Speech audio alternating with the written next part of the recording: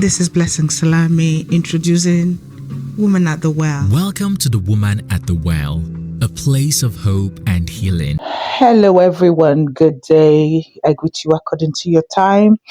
This is your girl, Blessing Salami at the Well this morning. It's a beautiful autumn day, and I'm just loving the weather. Okay, we've got another discussion to make, and we'll have to sit down and discuss this as usual. With me this afternoon, I've got...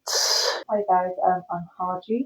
Hajid. Welcome to Woman at the Well.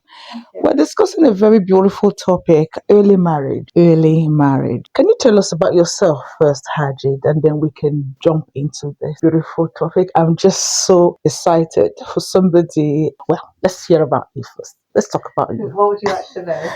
Let's know Hajid. Who is Hajid? Okay, so I'm Hajid. I grew up in a very traditional Sikh family, and I've got two beautiful children, single mum. I work full time. What? That's about it. There's more to you, yeah. All right, okay. So I'm Hajid. I grew up in a traditional Sikh family. I've got two beautiful children from my arranged marriage. And yes, I live independently with my children. I'm very close with my family. I feel like I've reached where I always wanted to be, as in like in regards to my mindset and stuff, being happy, independent, having a voice and stuff. So yeah, I've had a tough journey, but it's been good. It's been a learning one for me. So Thank you so much, Haji. Thank you so much for coming. What actually drew me to your to inviting you today is early marriage as it regards to your mental health and your well-being. yeah. And ladies and gentlemen, this is what we intend to discuss today: early marriage to a woman's health and their well-being, especially the mental health. I'm an advocate for mental health. So yeah, early marriage. How early was your marriage? So I was married at the age of 19 and I was engaged by 18. But prior to that, I was actually engaged to someone else Oh before my that. So I was engaged by the age of 17. I think I would have been married by 18 because it broke off and then we were looking for another suitable match. I was then married at 19, yeah. So when you mean suitable match, does that mean it was all arranged then? It was, so I had a consensual arranged marriage. So, what happened back then was, according to customs and like usual practices, by the age of when you reach up to 17, your parents would then start looking, or there'd be talks like amongst like family and the elders of like looking for a suitable partner or a match. Your child is becoming of that age, and then someone, usually it'd be through mutual family members, so Right. someone who would know someone, Yeah. and then they, like kind of recommend them in a way, on regards to their reputation and stuff. So that's how someone approached my family, my dad, and I've actually been approached my auntie, who's older than my dad. So my dad's youngest of Yeah. 9 siblings. So my auntie being the elder, they approached her, and then she came forward with the proposal, and then my parents arranged to meet around a mutual family member's home, and my parents met them first, and then my dad asked me then, there's a family, we met the family, Yeah. how do you feel about it? Are you okay with it? And I think being like from like the youngest of all my cousins, Yeah. I've watched all my cousins get engaged, get married, but they didn't have like, whereas my dad asked me, I gave consent. For them, it was just like accustomed to it, and they knew they would.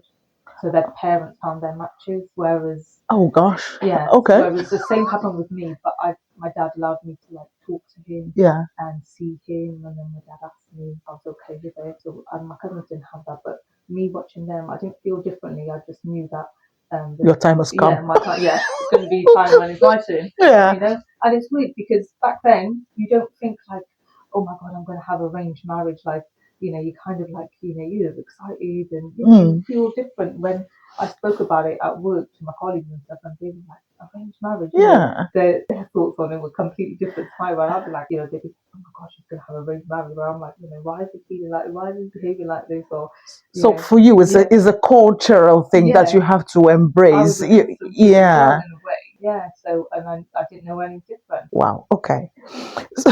So that led obviously to you getting into an early marriage, because I want to believe that a 17-year-old, 18-year-old, yeah, you might have the fantasy of what marriage is, Yeah. but you don't really know what you were getting yourself into, did you? Absolutely. The worst part of marriage is you're thinking, okay, you can have this amazing guy who's gonna look after you, you're gonna get married into this really nice family, And and that it's all brings gonna be us, roses, yeah. but that's not the case. I think what you don't realise there's so many expectations of you being a wife, being a daughter-in-law, then becoming a mother, and that's not what you're prepared for. Yeah, you might have grew up in a family Where you've seen all of her. yeah, but one day it's just gonna be you on your own, and I wasn't ready for it. Like I always think I was way too young. That's the worst thing about it is getting married at that age. I'm not prepared mentally. Thank you so much. Now you will hear Hajid always talk about back in the day, back in the day. Yeah. Not being judgmental or anything. Back in the day means back in the day. Because I believe you don't want to know her age. She's not as young as she looks. She's yeah. Well, Yeah. 40 next She's year, got to so be four. Yes. So back in the day, you're talking about now. She's mentioned her age. Yeah. So do you think, well, before we will just go on a break shortly and then we'll come back and we'll talk about your experiences because you've mentioned you've tried to talk about your expectations and then what you went through or your expectations didn't match what you met. So we'll talk about that just after the break. Keep watching. This is Blessing Salami and today we've got Hajid on Woman at the Well. If you're seeing us for the first time, please don't forget to share, don't forget to like, don't forget to comment, and also subscribe. This is Woman at the Well. See you shortly. Hello, everyone. Welcome back. This is Blessing Salami and Woman at the Well. Before we went on break, we were talking about marriage expectations from Hajit's point of view and obviously her experiences as a young girl, a teenager who gone into arranged marriage and your expectations and your experiences. So my expectations, I think, growing up obviously in my family, and I've seen like my mum, dad, become independent, doing their own things. My dad was very, outgoing, Mm. and he'd always take us out exploring stuff, and so and together, even like being brought up like in a traditional household, I had seen aunts and uncles be a bit more traditional than my dad was. So like mum and dad would go out and do things together as a family, and so I kind of expected me to be married into this really nice family. I would have expected like support from my mother-in-law as a woman, Yeah. who'd also had experience, like domestic issues in when she got married and she had arranged marriage, and so I would have expected a lot more support from her, knowing exactly what was going on in the house, but I didn't actually get that. So when you leave your family, you're getting a new family. You Yeah. to kind of be a bit more like welcoming, Yeah. a bit, that extra support, Yeah. because they know that you don't have your family. Absolutely. I did have that, so that was like heartbreaking. And then like the independent, everything had to be reported to. I had to one, from what I'm wearing to where I'm going, Good who I'm God. talking to. Yeah. And this is not even from my husband; this is from a mother-in-law. And there was that was Yeah. more of interference, Yeah. wasn't there? And then, like, obviously, when you get married, I know, like, traditionally you get married in families, Sure. but I didn't know to what extent. Mm. So I was expecting my husband, like, to be like really supportive, and when me and him, like, creating a future together, having, planning a family. But it was just like, yeah, I got married to him, but he would just like stood in the back, and it was just like, There's your wife. yeah, so he just stood in the back, and it was just like whatever mum says, Yeah. And it just felt like that was it. My voice was gone, person who I am just disappeared. No identity. Yeah, and Yeah. it would just like, we gotta go here, we gotta do this, you gotta dress like this, blah blah blah. And it wasn't never like I want to go to my mum and dad's, or it would be like, okay, some holidays here, we've got wedding party this time of year, so we've got these 2 weeks where available, go to your family. It was never like when I need them, sometimes you have that time like when you see my family, and I'll be like, cool, to talk to your own family, which sounds silly, but yeah, like sneak around to do normal things. That would have been traumatizing. And the Bible, which my faith, we believe strongly that a man should leave his father and his mother and cleave unto his wife, and then two of them will become one. Now, two of them will be one. And there's another part of the Bible that says, "What God has joined together, let no man put asunder." That's regardless of mother-in-law, father-in-law, and what have you not. So to come around, hear from you now that you will have more of mother-in-law telling you what to do in your home, that must have been really traumatizing, an experience, especially for an inexperienced teenager. It was just like I felt like I couldn't do anything right. Like I would always second guess, am I doing things wrong? Is it me? When actually, when I look back now, Yeah. I was just doing normal things. Like there was one time where I was pregnant, I started getting a rash, and I had told my partner, and I was on the phone. He was at work. He said, "Well, I'm going to make you an appointment, go to the doctors and get it checked out." And then when the mother-in-law found out, she came home, and the whole day there was tension in the house, and I'm walking up eggshells. I'm thinking, I feel like I've done something wrong, and then eventually I got Did it you have to covered. live with them then? Yeah, I was living with them. Yeah. Oh my Because God. traditionally, if like my husband was the only son of that family and he Right. had a sister, Yep. now it's thought that obviously her Sorry. sister's going to one day get married. Yeah. Obviously And go go. to her home. Yeah. So I would be staying there, and obviously the mother was divorced as well. Yeah. So then it would kind of be my duty and my husband to Look after after her. mother Yeah. and stay in the house. Honestly, that one person Oh my could God. pretty much That turn around. it must have been hell. Yeah.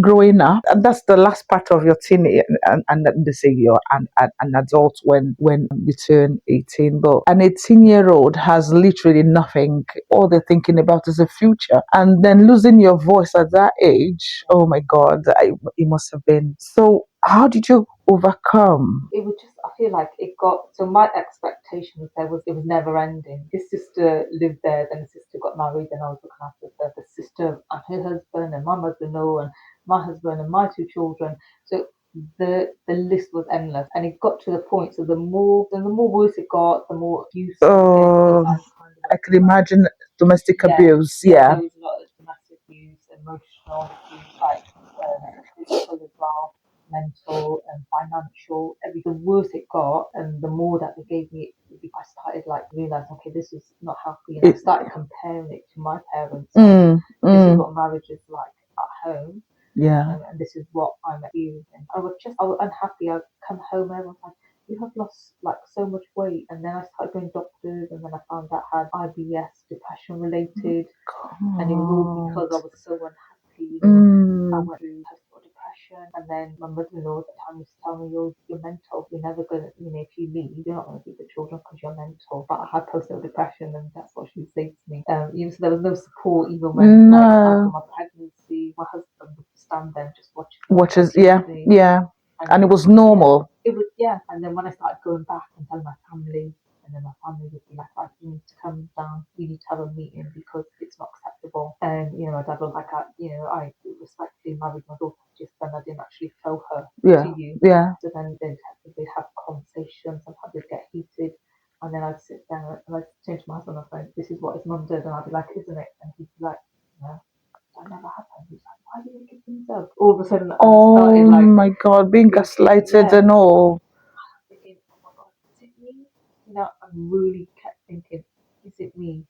Like, am I listening to things wrong, or because then it just became like the way they were so convincing as well. They'd sit there and the mother would be like, oh, why would you say such a thing? And I'd be like, I'd really be like struggling, because then that's when I'd be like, stop telling people, because I'm like, I don't know if people are going to believe me at any point. And then obviously with her scared children away, you're thinking, should I leave this house? I'm better off just staying here. Yeah. But like I said, as it got more physical from the mother-in-law, Oh my God. when things were getting for me were like, That's a no now. Yeah, started like just talking back at her, which she didn't like, and then she'd be like, "Oh, this is what your family are teaching you, aren't they?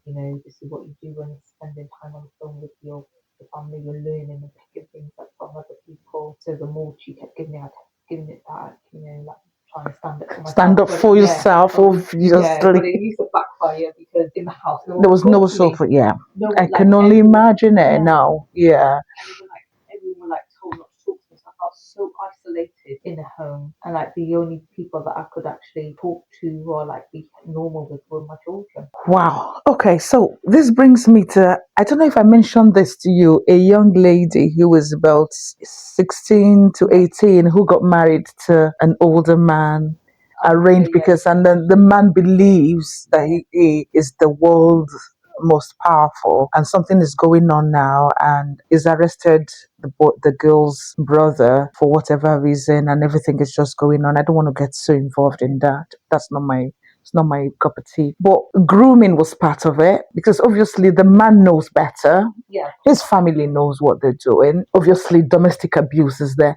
Now, he's accused this young girl, just listening to your story, he's accused this young girl who he carried, who he married from cradle, right? He's accused her of being a drug addict. Now, your story just made me divert in a way that you're being accused of being mentally ill, even though you know, no, I know exactly what happened. I'm in this situation. I know what I'm going through, but somebody's gaslighting you and manipulating you and making you feel less of yourself. Hajid, I know it's cultural to have early marriage. Would you recommend it at all? Coming from Back then, like myself, I had consensual marriage, so I consented to it. Yeah. And my dad allowed me to talk to him, but I was like so shy, and I had never seen my cousins talk. So Yeah.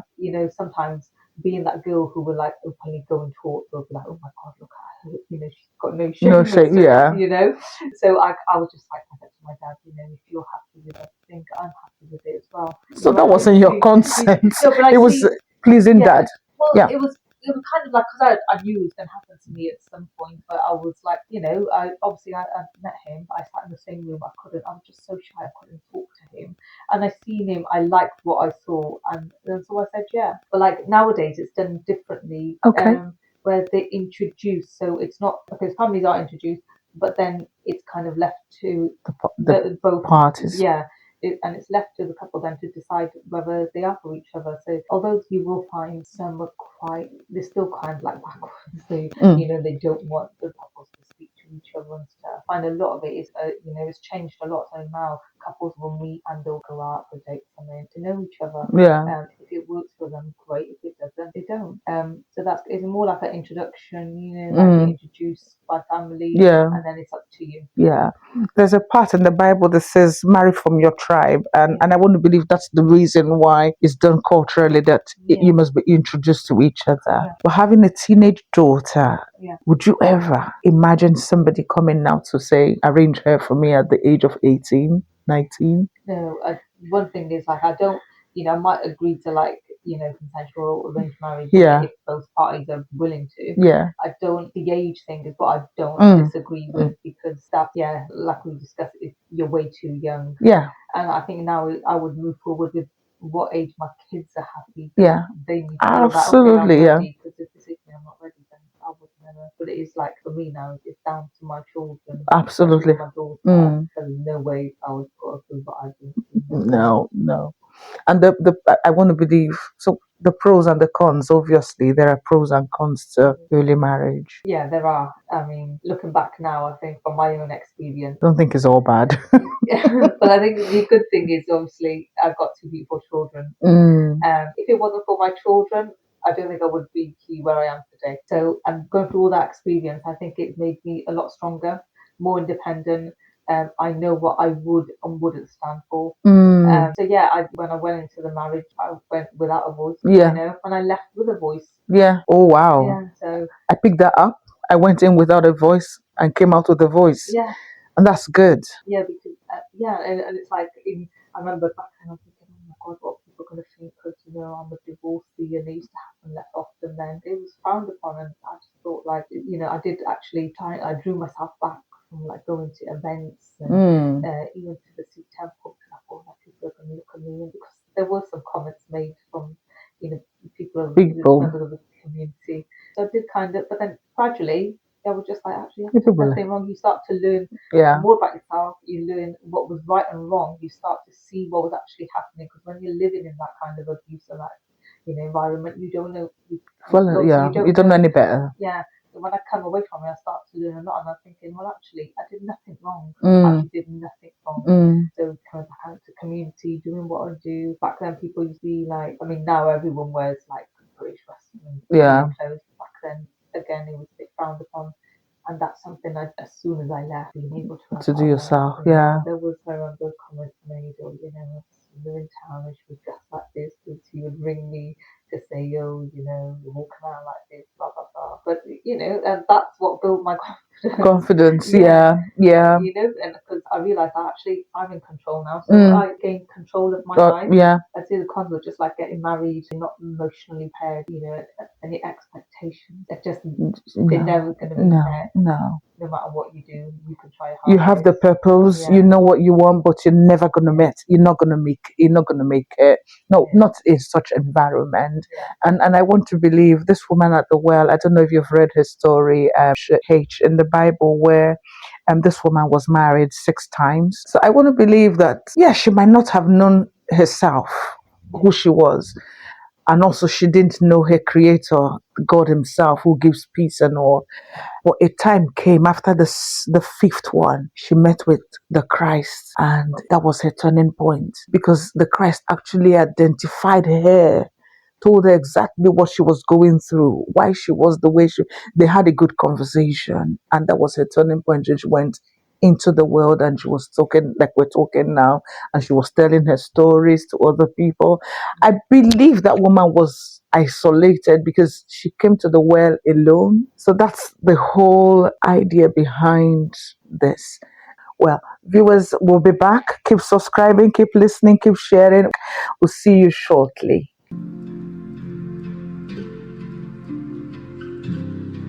Welcome back, everyone. I'm Blessing Salami, and with me this afternoon is Hajid. We are the well, and we're talking about early marriage, the pros and the cons, marriage expectation, as it regards your mental health. And Hajid has really touched on a lot of things, including domestic abuse, parents from third party, in-laws and all. Strongly enough advocate for mental health. I'll tell you the story later because this is Hajid's time. Hajid, your mental health and living in such a volatile environment. Tell us. So okay, over the years, so I was there for about 7 years.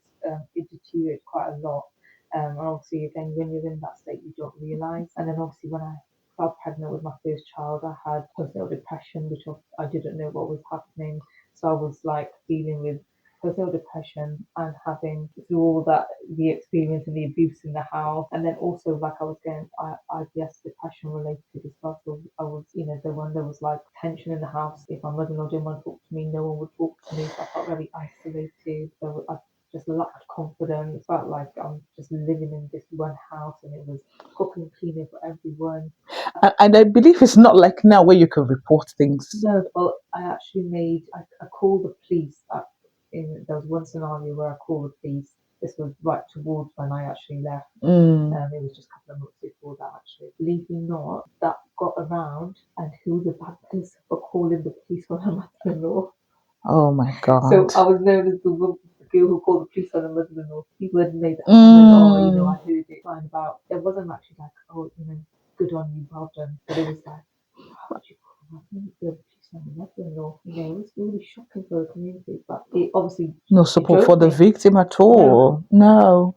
She drove me to that point. No, they don't see that part, do they? Yeah. And my faith, you know how much I talk about my faith and what I believe in and who God himself.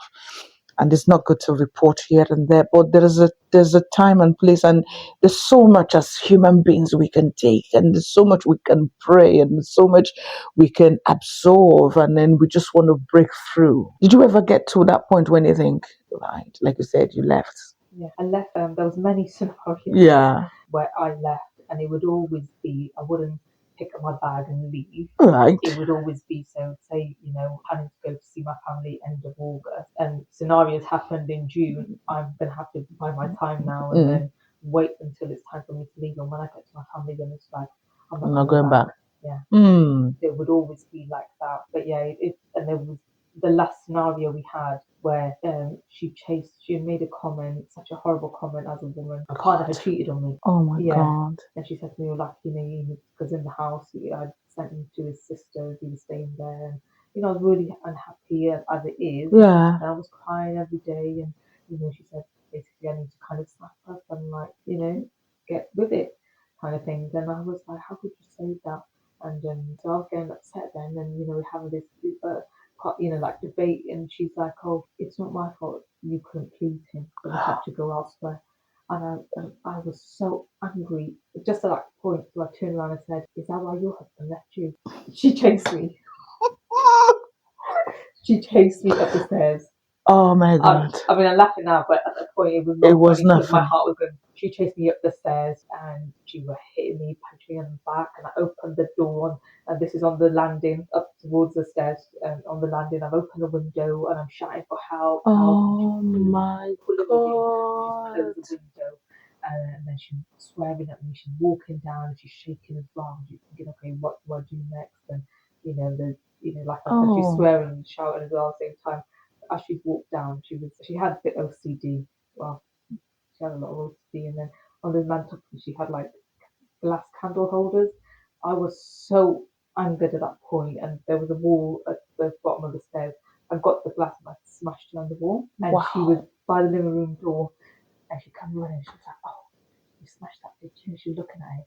She stopped for a minute. She grabbed her phone. She was like, "I'm going to the police. You hit me on the head." And then my husband walked in, and she was like, "Ah!" I was like, I was shaking at this point because I thought, Oh my oh my God, God. like This is she's going to gonna call be, the police and yeah. I'm going to be arrested. And I'm shaking, I'm thinking, oh my God, I've not hit her. And, and then he would like start swearing at me as well. I'm shouting, like, how dare you hit my mum? And she was like, how much is it? She just threw this on my head. And I was like, I'm looking at him, I was like, I did not. I was like, your mum is a compulsive liar. I was like, I did Oh not. my God. And then she was like, don't worry, I'm ringing the police. And she got the phone out. And I said, well, yeah, you do that. You call the police. I was like, because if that's smashed in your head, I was like, well, why is there no glass in your hair? I was like, because the hair was done up in a bun. Yeah. I was like, so they'll have a look at that. I was like, so you call them. And that's when she stopped. But then there was like, from that point, didn't talk to me for months, nor did my husband. And it was just, if it wasn't for my kids, because I used to have suicidal thoughts. If it wasn't for my kids, and I remember this one time, so this happened I think in October time, and then it was a lead up to Christmas holidays, and I was going home. Children are indeed a gift. They're gifts from God. Thinking about being suicidal and just being strong again because you have children. That's the only thing that kept me going because of my kids. Because if I didn't have my kids, I would have been out there. I would have took my bag and gone. But I was scared because she'd always told because she was a support worker. She worked around children, and she used to make me kind of like, I know barristers, I know things, blah blah blah, and you ain't gonna get those children. So you try leaving. So now obviously after high school, I'm not being college or uni, so I didn't feel educated enough to know what I'm Your doing. rights, yeah. So I'm like, oh my God, she's gonna do that to me. That's what I used to think. But there was one point, like downstairs, we had a marble table, and the kids used to often run around each other, and they'd laugh a lot, hysterically. And during that period, after that scenario, I know at one point I'm thinking, so I get up in the morning, I drop the kids off, I cook, I clean, I even serve their food when they come from work, but they don't talk to me. And then I was like crying and thinking, I should take my life. And then it was so weird that in that moment, the laughter that I could hear of my children around the table just got louder and louder. And they said to me, "Do you really want to leave your kids with them?" And that's when I thought, Be brave. come Christmas, I'm going to get my kids, and I'm going because my kids are not going to grow up like In that. this, no. And that is what kind of thing. When I left, that's when I started. Obviously, it was a lot because I had to try and get my own place, get the kids in school. I wanted to get a job because they had. You had to grow up, basically. I just wanted to I didn't want to be cooked in my house anymore. So I had so many things to do on top of that, trying to juggle and look after my own mental health and my well-being because I was distraught. Like I was depressed. And I'm like crying over a man and my marriage breakdown. Now looking back, I think how silly. But like at that point, I'm like, oh my God, my marriage is breaking down. I'm gonna go through a divorce and stuff. I've got two young children. Wow. I then started kind of building on myself, looking after myself, Mm. prioritizing myself. A lot of family members said to me, live with your mum and dad, take them money. Yeah. And I said, no, I've got to get my kids in a routine, I've got to find a job, I need my own Yes, space. yeah. So and that's exactly what I've done. I'm so really pleased and proud of you. Yeah. I found like proud of myself because Yeah. I never, looking back those years, I never thought I'd be You able would to do it. that. Yeah. That's what they take away from you first, isn't it? Yeah. Yeah. That's why probably one of the reasons why I never done it. I thought financially, how am I Yeah. going to be able to do that? That's what they take away from your confidence. Yes. But yeah, slowly but surely. Wow. It happened. Yeah. Well, here we are. Well done. Okay, so we're just rounding up now. Hadid, can you advise women out there, mums, teenagers, what would your advice be to mums who are rushing their children, trying to put them out there for marriage? And what would be your advice to young girls or teenagers? I had a very rough one, to be honest, but what would be your advice to young teenagers who feel that marriage is the way out? Marriage is not the way out. It's a lot of hard work, especially sometimes it could be one person working in that marriage, but it's got to be a team. Mm. So if you don't find that team player, someone who matches your energy, do not rush into it. Like especially if you're young, live your life. If there's so many things you want to do, go and do it because there's so many people that live with regret. Like I personally, there's so many things I wish I did. So don't live with regret. Do what you want to do. Feel happy. Feel fulfilled because there's sometimes as you get into marriage and then you have children, all your dreams they're left unfulfilled. They're just dreams then. And make a reality when you've lived your life and that's when you actually live. Oh, actually, now I'm ready to settle down. Yeah. Okay, I've done this. Okay, now's the time I want to settle down. I want to have family. Wait, prepare yourself as well because mentally it's not easy. It's not. Yeah. It's not easy at all, and it's not every man that understands. Not every man understands that their wife is their responsibility. Not every man understands that. Okay, as I'm growing, I have to pull this woman along. I have to take her along and give her the space, and not women. And I want to add this from my own experience. Try to make a name, not for yourself. Try to give yourself an identity, find purpose, find where you're going to, make sure you have a starting point and where you're going. Maybe the man can meet you in the middle and then you can carry on. If they like it, fine. If they don't, then it's up to them. But once a man finds you down in the gutters and tries to pull you out, the most he can do is put you in the middle and he'll rub it in your face all the time. Yeah, that's really important. Yeah. That's what I would advise. Yeah. Always be independent. Find your voice. Find an identity. Know what you want for yourself. Yes. Don't let a man meet you lazing around or without purpose. That way you have the independence. You're empowered. Yeah. Yes. Never depend on a man because I think that's what makes you kind of Depend on God. Yeah. Yeah.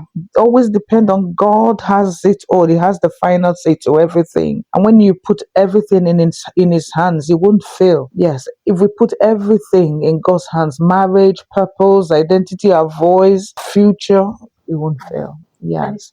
If you're secure and you're stable, you've got nothing to lose. If nothing works out, you're not like, oh God, what? Like I felt like I okay, what do I do now? Where do I go? When I kind of had to start from the bottom, again, so make sure that you're being where you are. Stability matters. Like I say to both my children, even before they ever think about getting a relationship or marriage, then make sure you have your own home. Never be dependent on someone's home. Also, wouldn't have lived with a mother-in-law.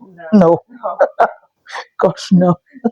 No, and you don't want people coming to tell you what to do in your own home, Yeah. Well, this is us saying have a good weekend. I love you and keep being you women. Really, marriage is good, but I think the disadvantages do outweigh the advantages. So I'm advocating for even if somebody wants to go into an early marriage for any reason, let them be empowered. I spoke to a friend a couple of days ago, and her 23-year-old daughter was already a medical doctor and sent overseas to further study. And the thing is, and I love when she said her father sat her down and said, make sure before you think about having a baby or bringing a baby into the world, you have your right foot in your way. I've empowered you, I've done my best, but make sure you're standing firm.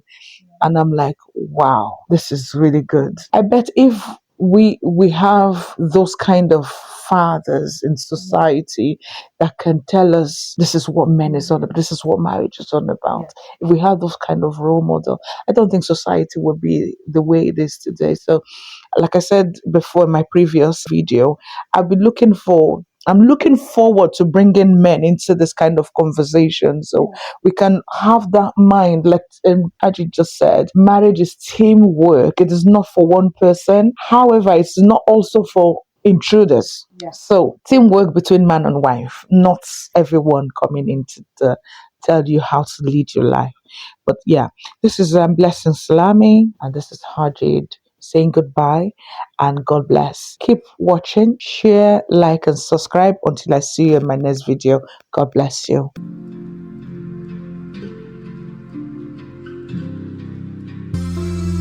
The Woman at the Well, sharing your story and glory with Blessing Salami.